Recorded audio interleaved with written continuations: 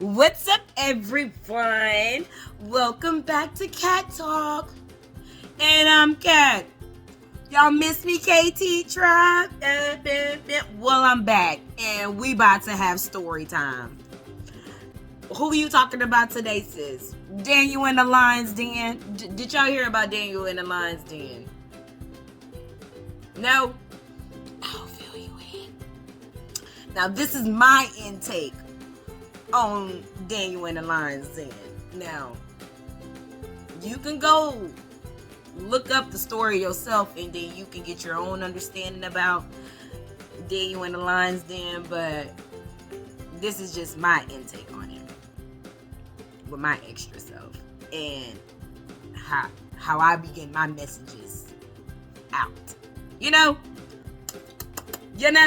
But anyway, before we get started, I was supposed to have drunk some of this before I even started this, but let me just go to drink it now before I get started. Hold on.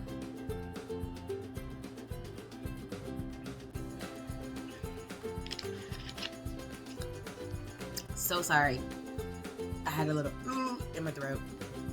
But anyway, let's get back to Daniel. Who is Daniel? Daniel is this little boy that was taken from Babylon to Israel when he was young to serve a king named Nebuchadnezzar. Names are not important. He went to go serve a king. And along those years of the king basically recruiting the younger men because he was trying to find wise counsel. He didn't want anyone around him that he felt was stupid, I should say. But what is stupid?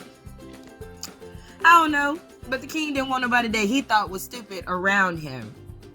So, for 3 years, the king absorbed hundreds and hundreds of young men to the point where he decided to pick Daniel and his 3 buddies. Now, Daniel was a handsome, honest, God-fearing, so my type of man. Maybe your type too, but I know he's my type. And his three buddies to join his wise counsel. So, while Daniel was at the palace, he ended up building a reputation for himself amongst the people. So, years and years of serving king after king after king after king after king, to the point where he now serves a king named King Darius. Well, King Darius had a council of his own. Well, King Darius was asking Daniel for wise counsel because, Daniel has now built up a reputation of being wise, having great advice, honest, patient, caring, and just a overall man of the people. So King Darius has now gotten, I guess, heard of it and started asking for Daniel's advice, even though he had other people on the council. So the other man on the council was like, wait a minute, who, what, when did this happen? Basically, like, why did the king stop asking us for advice? Why is he only asking Daniel for advice? And there's nobody having a problem with this other than me, which is 2 dudes, Samuel and Babylon. Them were the oldest men of King Darius' council. So they was trying to figure out why was the king going outside of them. And why nobody else had a problem, like a big problem with this. So one day, Samuel and Babylon met at 101. And they were like, hey, I don't know why everybody is not feeling the same way that I'm feeling or the way you feeling, but Daniel gotta go. Because the more and more that the king asks him for counsel, the stronger and stronger he get, then less and less the king gonna need us, and then we're gonna have to be on the streets selling pots and pans again, and I'm not trying to do that. Like, who would want to do that? And Samuel was like, you know what? You sure right. We do need to get rid of him, but we haven't found him to do anything wrong other than Daniel was known for praying 3 times a day. Other than praying 3 times a day. And that was like, you know what? That's how we gonna get him.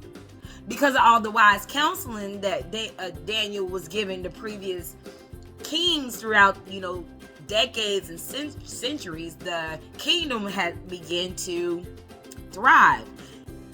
And more so, I guess, when King Darius had gotten there. So they go to the King Darius. Hey, King, because of everything that you've done for us and how everything is going so well, we feel like we should only serve you for 30 days. We should only worship you, basically, like you're the God, like you're a God, like you're our God. You're the God that saved us. And so we should only worship you for 30 days. And King Darius was like, you know what? That sounds like a real good idea. Like a real good idea. I could go for that. I mean, I was on top of my stuff. I did handle my business. We are doing good. You know what? I'm gonna pass the law. So he passes the law for no one to serve or pray outside of King Darius. When Daniel heard of this, baby, Daniel went straight home and started talking to the one dude that's been having his back this whole time. Is God. How do you talk to God, cat? He praying.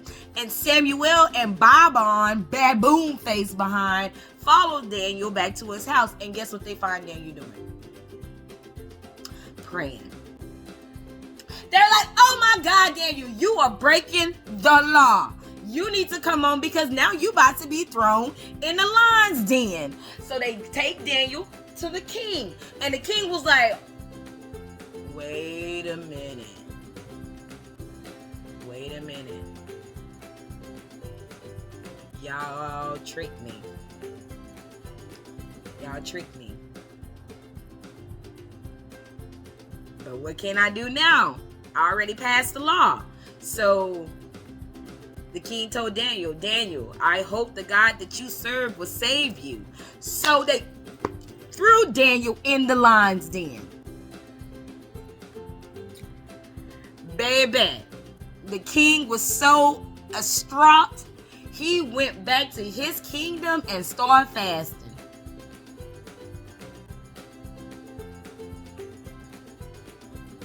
The king went and started fasting, y'all.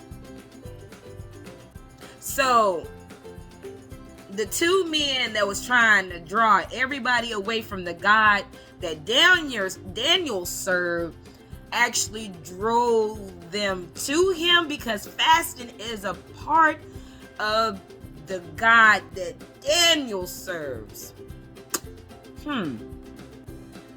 So the king's fasting. Get up that morning, they go to the lion's den. He cries down or yells down, Daniel, you still alive, my boy? Daniel was like, coo, surely yes.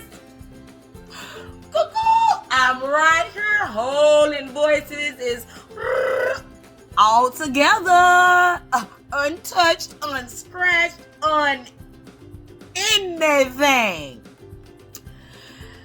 So they said, get him out of there. He was like, Daniel, what happened? He was like, when y'all put me off in there, I prayed to my God and he sent my angel down here. And when the lions did this, the angel said, shut it right up. No. You're not hungry right now. Calm down. You're not hungry right now. You'll feed soon. But right now, you're not hungry. What do you mean, Cat? Baby, that angel came and tamed that lion. He let him know this is not the meat that you want. This won't fulfill you. This is just a quick, just hold on. I promise you, you'll be fed. Did y'all know that this is the angel talking to the lion? Because you know the lion is also a part of God's creation. They are here to do exactly what they do. Hunt, eat meat.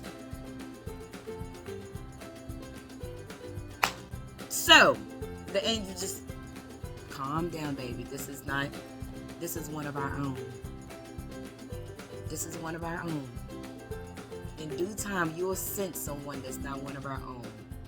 And then your belly will become full. But not on our own. This is the message that I'm thinking that the angel is talking to the lion, because Daniel said that God sent an angel in there and shut the lion's mouth. But I'm just like, God will not just come and just harshly shut the lion's mouth. No, he had to gently just, hey, baby. Hey, hey, I know. This is not it. But in due time, and because of your obedience, you will be rewarded way more than this impulse of a snack. Did y'all catch that? Baby, that just got me. Baby, that just got me. Anyway, so when he got out, he said, now you get them too. Babylon, I don't know his name, y'all. Names are not important. Get one, and thing two, and throw them into the lion's den. Baby, before they can even hit the ground, the lion has already torn them into pieces. And when he was done with that, let me tell you what the king did. He said throw thing one and thing two off in the lion's den. And everything connected to it. That means they wives gotta go in and they children. Do you know the king threw 2 families in the lion's den for messing with Daniel? For lying on Daniel. God's man. All right, people. If that was intense, y'all, and y'all like the way a girl be dishing out the story, don't forget to like, share, and subscribe. And hit the notification button, ding, so you can know when your girl be posting. All right, love y'all. Peace.